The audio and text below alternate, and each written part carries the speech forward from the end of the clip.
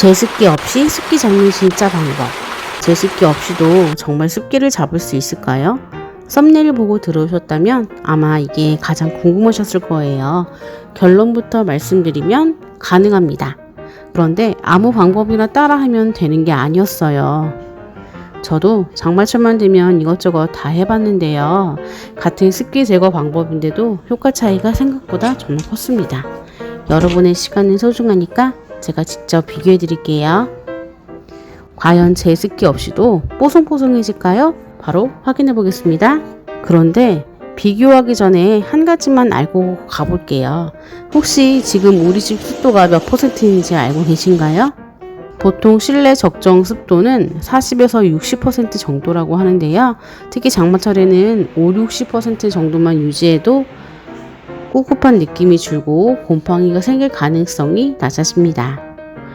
사계절 내에 필수품인 제습제는 옷장, 신발장, 서랍 등 다 쓰면 또 사고 하다 보면 생각보다 비용이 꽤 많이 들더라고요. 그래서 제가 직접 만들어 보기로 했어요. 잠깐! 이거 그냥 버리시면 절대 안 돼요. 안에 있는 물을 한꺼번에 부어버리면 배수관이 막히거나 문제가 생길 수도 있어요. 버릴 때는 수돗물을 틀어놓은 상태에서 조금씩 천천히 흘려보내주세요. 다 버린 뒤에도 30초 정도 물을 더 틀어주면 훨씬 안전하답니다. 그리고 통은 깨끗하게 씻어서 잘 말려주세요. 왜냐하면 오늘은 이 통을 그대로 다시 사용할 거거든요. 이게 얼마인 것 같으세요? 4,195원짜리 염화칼슘 한 봉지로 무려 제습기를 20개를 만들 수 있어요. 그것도 하나의 단돈 200원꼴. 그럼 직접 만들어 볼게요. 페트병에 염화칼슘을 종이컵으로 한 컵 부어서 부직포 행주를 놓고 뚜껑을 닫아주시면 끝! 정말 간단하죠? 다이소 좋은끈 다시팩에 염화칼슘 한 컵을 넣고 음료수통에 넣어서 위쪽에 걸어주세요. 그 다음 빨아쓰는 행주를 잘라서 위에 놓고 뚜껑을 덮어주시면 됩니다. 이제 옷장이랑 이불장, 신발장도 습기를 제거하는 방법 알려드릴게요. 옷장과 이불장, 드레스룸 맨 아래에 두세요. 하지만 엎어지면 안 되겠죠? 이때 다이소에서 게일 테이프를 붙여서 고정시켜 주시면 엎어질까 걱정하지 않으셔도 된답니다. 그리고 신문지를 옷걸이에 걸어서 옷 사이에 끼워 주시면 더 좋아요. 이것도 귀찮다면 다이소에서 판매되는 옷장용 제습제도 좋습니다. 마지막으로 신발장 정리해요. 신발은 전부 꺼내고 청소 티슈로 안쪽을 깨끗하게 닦아줬어요. 청소를 끝내면 신문지를 깔고 신발 안에도 신문지를 뭉쳐서 넣어주세요. 또는 휴지심을 넣어주셔도 좋아요.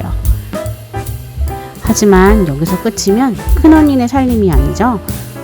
제습제 만드는 것도 귀찮고 나는 정말 집에 있는 걸로 간단하게 하고 싶다 하시는 분들은 두루마리 화장지 하나를 넣어보세요. 신발장이나 좁은 공간에서는 보조적으로 사용할 수 있어요. 그런데 DIY 제습제가 판매 중인 제품만큼 효과가 있을까요?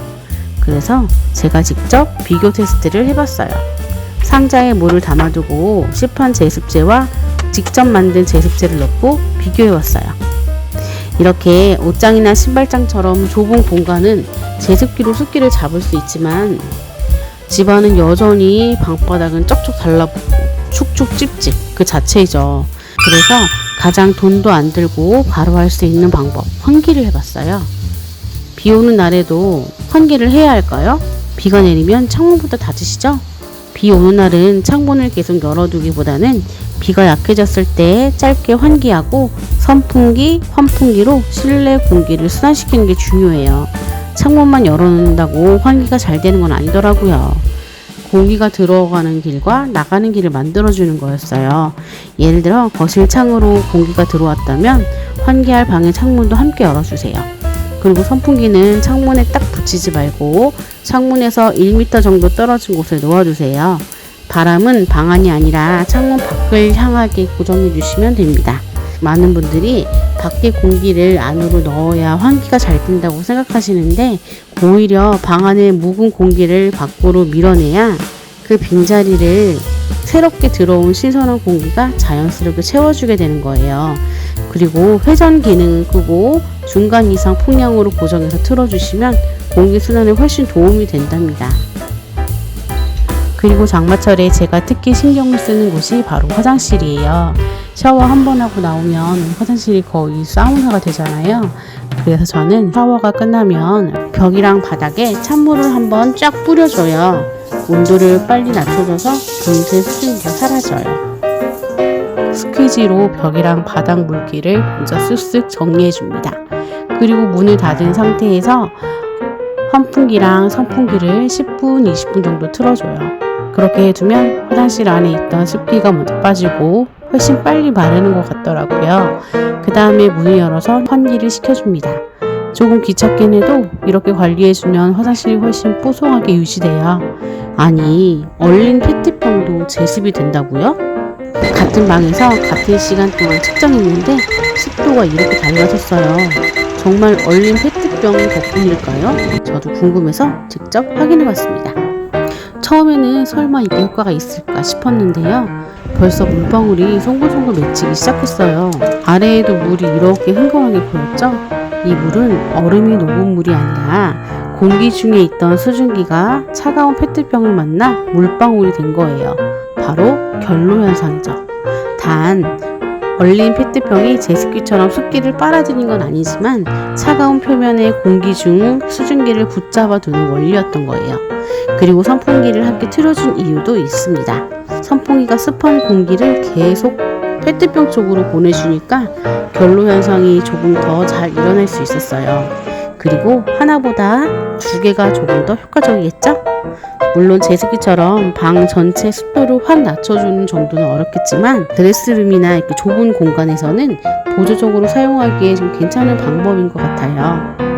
그런데 이 결로 현상을 이용해서 만든 여름철 필수 가전이 있는데요. 혹시 어떤 건지 아실까요?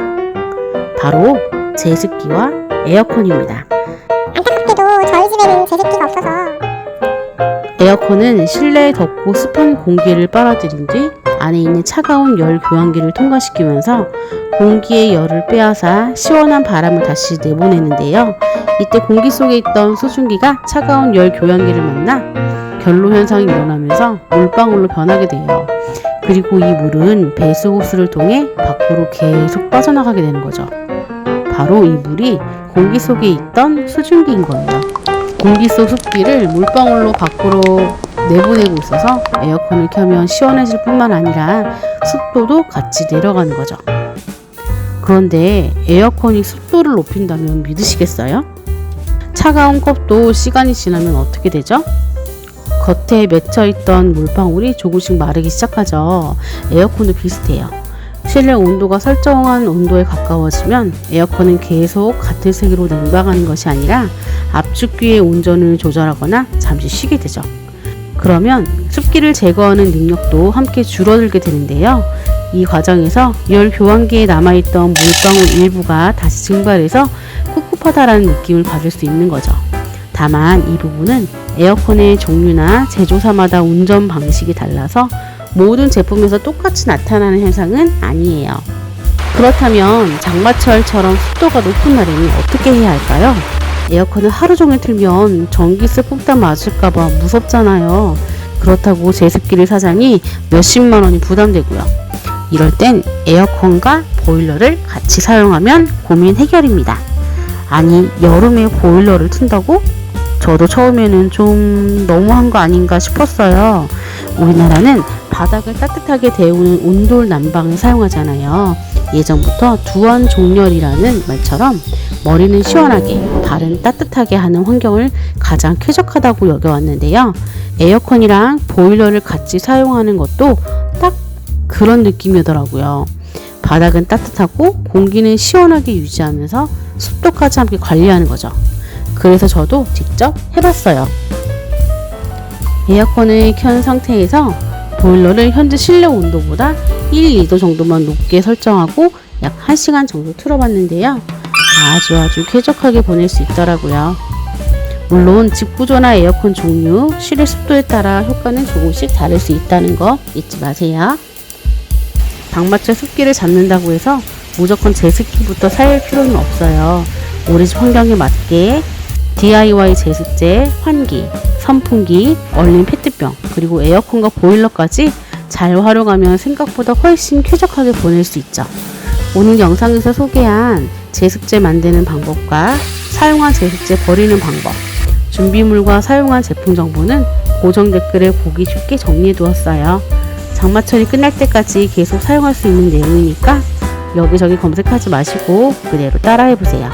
그리고 다음 영상에서는 장마철 꿉꿉한 냄새 없는 빨래하기 영상으로 찾아올게요. 그럼 다음 영상에서 만나요.